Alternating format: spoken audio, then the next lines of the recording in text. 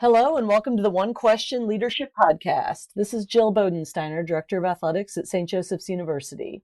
As leaders, it's really important that we're clear regarding our goals and our vision and how those integrate into the greater university goals. We also need to collectively create a strategy and a culture that are going to help us reach our goals. This is an evolving exercise that requires an openness to continuous improvement. That's why I follow the One Question Leadership Podcast, because I love learning as much as I possibly can from my colleagues. That helps me be the best that I can be. So my message for the day, keep learning, keep leading.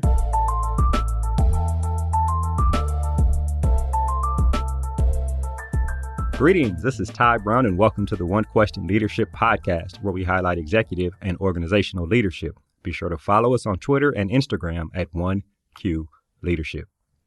Our guest today is Jim Gash. Jim is the President and Chief Executive Officer at Pepperdine University. Greetings, Jim. Thanks for joining us today. Thanks for having me, Ty. Glad to be with you. Yeah, I'm glad to have you on. So your background, you were previously the Associate Dean for Strategic Planning and External Relations at the Pepperdine Caruso School of Law. Of course, you have a law background, spent 6 years in law, and then as a professor and the Associate Dean, 20 years in academia. And prior to it all, you played quarterback at Abilene Christian University. So I definitely want to have you on here to talk a little bit about leadership. Well, thank you. I have had the privilege of spending quite a bit of time here at Pepperdine now and trying to hone my leadership skills, which started, of course, in athletics. All right. And that's an ever-evolving process, right? Honing leadership skills. You know that like I do, especially being a student athlete. So you're a former student athlete, now president of a university. Those are two wide, different chapters in different parts of a book, right? And the adventure in between those two chapters contains a wealth of experience and exposure to a variety of leadership styles. Talk to us a little bit about how your leadership philosophy has evolved during your, I guess it's 26 years now of professional life. Yeah, well, it adapts to the situation that you're in. And so right now, as the chief executive of Pepperdine, I have the entire leadership structure of the university reporting to me. And so that calls for a different type of approach than might a smaller one when I was the dean of students, for example, or associate dean for strategic planning at the law school. And so right now, I would say, here's how I would describe my leadership philosophy. It is relational first. You've got to engage deeply with those around you on a personal level. You have to develop relationships with the team that you work with. And we know that from sports as well. We know that, a successful quarterback or successful point guard or successful shortstop has got to have the kind of trust that develops out of a relationship with the teammates. So relational first, and then it's collaborative. Collaborative meaning we get the people in the room who have the information necessary what we're looking for in order to make a decision. And leadership is about making decisions. So you've got to be relational and then collaborative. So you have a room full of people who are expert or at least have the knowledge necessary to contribute to the conversation. So you have this deep and no holds barred conversation. And then it goes into deliberative. Okay, so we collaborate and then we deliberate. And I go around there, what do you think about this? What do you think about this? Make the other argument. You think we should do X. This other person thinks we should do Y. You who think we should do X, tell me why we should do Y. Let's think about this, put on different hats and evaluate this from every angle, which of course means you have to have a diverse leadership team who comes to the table with a variety of different backgrounds, experiences, and suppositions. And then finally, relational, collaborative, deliberative, and decisive. You've got to be decisive. Sometimes being decisive means it's not time to make a decision. We don't have the full data points we need, and we don't have to make the decision now. But we've decided not to decide. Most of the time, we have, particularly in a pandemic, we have an absence of the complete picture. And when you have an absence of the complete picture, then you have to use the available evidence that you have and make your best decision. It's like when I was playing quarterback. You don't know whether they're going to be in cover two, they're going to be in man-to-man, you're going to have a corner blitz, you're going to have some sort of linebacker stunt. You don't know what you're going to have. You have to make decisions with the information you have. So you call the play in the huddle that you think is going to be best. But then when you get to the line, you've got to be able to audible. Now, audible takes into account the new data you receive on that particular moment. And so over the years, being someone who had the opportunity to lead, I was the point guard on my high school basketball team. I was the pitcher on my elementary school t-ball team. And understand, the t-ball team, you don't actually throw the ball, but you're the first person there. For when the little kid dribbles it up the middle, you're right there. So I was like, give me the ball, give me the ball, give me the ball. Be quarterback, later became shortstop. I want to be in the middle of the action with people, but you got to get people around you who can be successful as well. Yeah, it's interesting. You talk about relationships, you're talking about collaborative, you talk about deliberative, you talk about making a decision. I do wonder, you come to a position, you're leading a university, right? Like you said, it's a big difference from being dean of students, from being associate dean of strategic planning. Now you're making almost the final decision. It's almost a similarity. The people feeding you information, the deliberation comes from people who are in charge of their own area of influence, right? You think about on a college campus, the areas of influence are huge, right? So I wonder about, I don't know about you, but when I played, I wasn't necessarily in the coach's office, coach's rooms when they were talking. But when I got to work with the Football Coaches Association later, I realized how much back and forth happens when they talk about recruiting or how we're going to strategize this game. I wonder about that level as a president and building consensus when everybody has to try to fight for what they think is most important for their area of influence. Absolutely critical. I've got in this role, I've got 8 direct reports. So there's 8 individuals that report directly to me. They're over each of the major areas of the university, over academics, over our finances, over our operations, over the investments of the university, over the strategic planning. And then there's another group, a larger group that's called the steering team that's got 20. And so those are the people who, when we have our relational, collaborative, deliberative, decisive discussions, we've got 20 in the room on the big pictures, but then the room gets smaller when we're focusing on a particular area, because I need people in that room who have the expertise. More importantly, who have the accountability, because ultimately I can't know everything and I can't be the one who's accountable to everyone, because the president's job is quite broad. But you need to have a group of people who are experts in their area, who are accountable to you and accountable to the community. And it's critically important that the relationships are deep and wide and broad. It's not just, I see you at work. It's like, are you in my home for dinner? Do I know your spouse, and does your spouse know my spouse? Do your kids know my kids? This is how you build trust, is it through relationships, and trust is critical to the success of any team. Yeah, I agree with that. Thinking back to how you answered the first question, and you mentioned in the second question, the relationships, the collaborative, deliberative, and the decisive. In terms of the evolving of a leadership philosophy, it sounds like you arrived at that at some point in your career. And I wonder how long before being the president you arrived at, or did it just get strengthened when you were president? I would say that I'm still arriving. It's always an evolving process. I have read quite a few books on leadership. In fact, our steering team is reading together right now Dare to Lead by Brene Brown, which is an excellent book that we're kind of walking through and bouncing off of each other. And over the course of my life, I've been privileged to have some incredible mentors. And I would say the most important advice I can give to anybody who aspires to be a leader is to be around effective leaders, not people who necessarily have positional authority. Yes, I am the boss, or I am the president, or I am the whatever.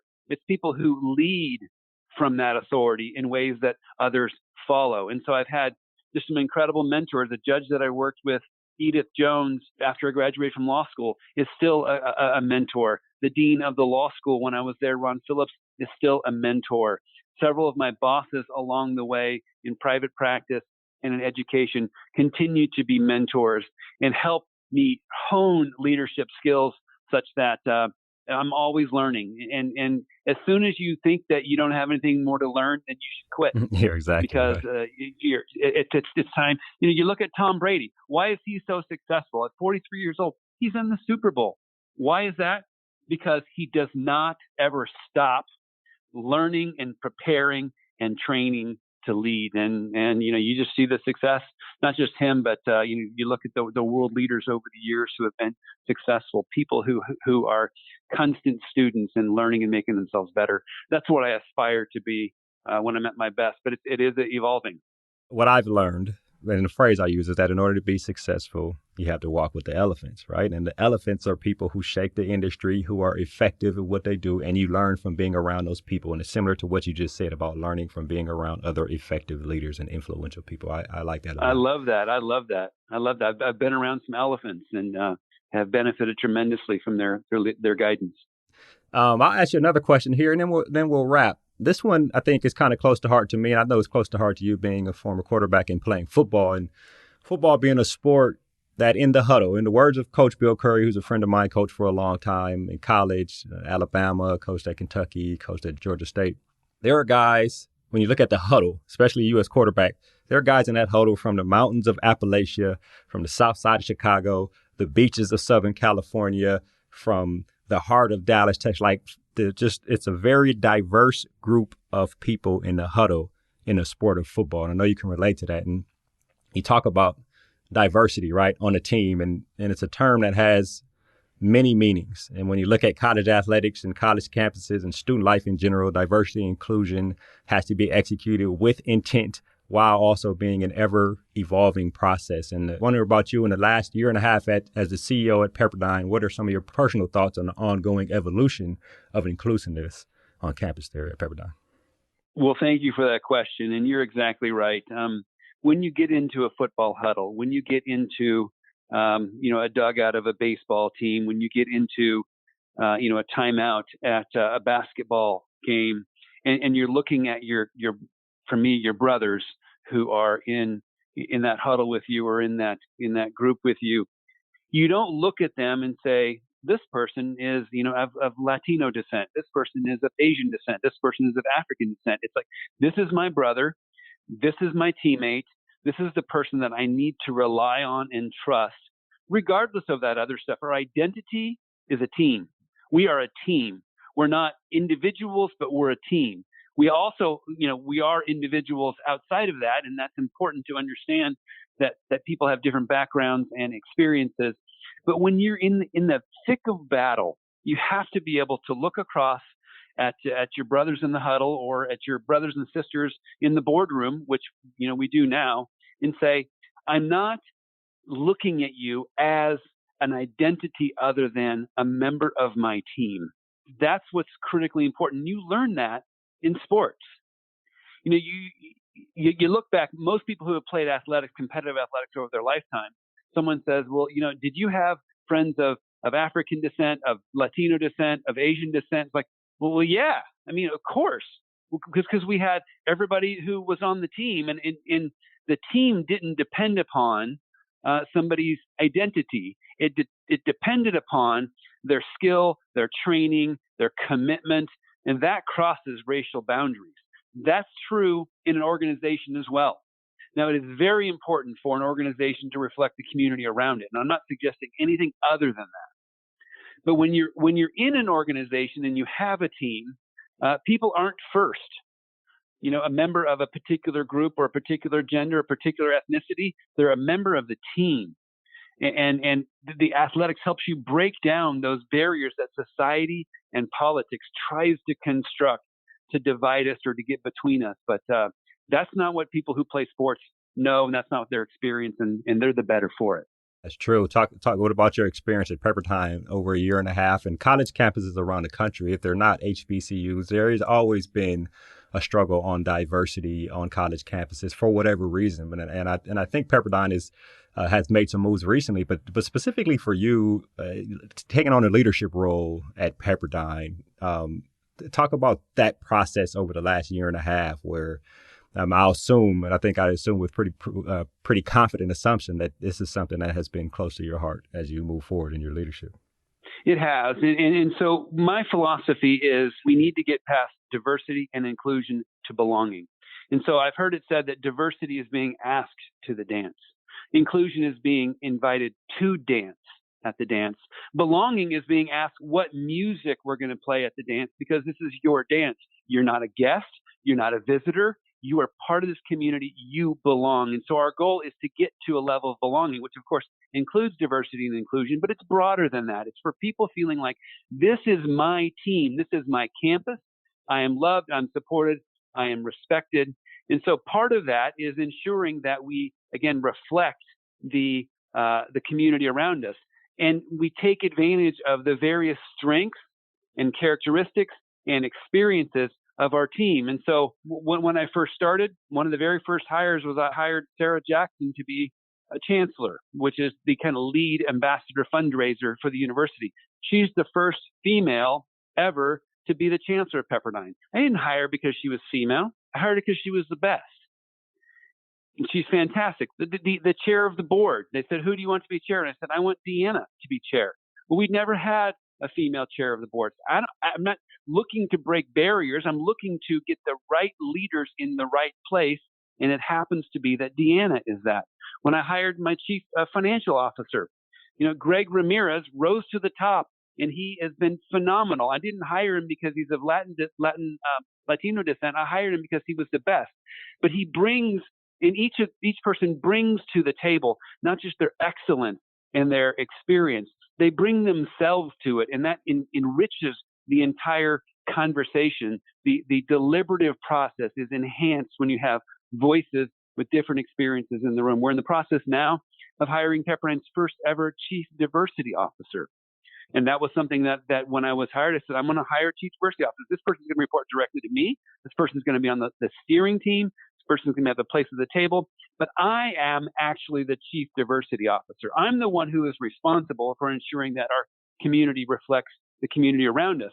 But I've got a billion other things to do. I want somebody who's going to be a partner and an equipper and a resource to every aspect of this university to ensure that we're enhancing belonging. I'm not calling the person chief diversity officer, vice president for community belonging, which of course includes diversity, but for everybody to belong. And that's going to be a team effort. And we need somebody who wakes up every day saying, how can we enhance this in every aspect of the university? So that's kind of been the focus for me in this first 18 months. And it feels like we're making some really good progress there. Yeah, it's interesting. I think it's great progress. And when you're thinking about what you said, right, in the team, I acknowledge who you are. I acknowledge your background, acknowledge race and gender.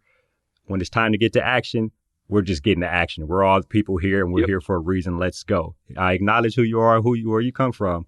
Now it's time to go. Let's go. Let's do it. So I think it's excellent. I think you'll continue to do great things there at Pepperdine. And I really appreciate you joining us here on One Question. My pleasure, Ty. Great to be with you, and God bless you and your work. That was Jim Gash. He's the president and chief executive officer at Pepperdine University. And of course, this is Ty Brown with One Question. And keep in mind, the role of a leader is to create and maintain an environment that people want to be a part of. And as always, be better tomorrow than you are today.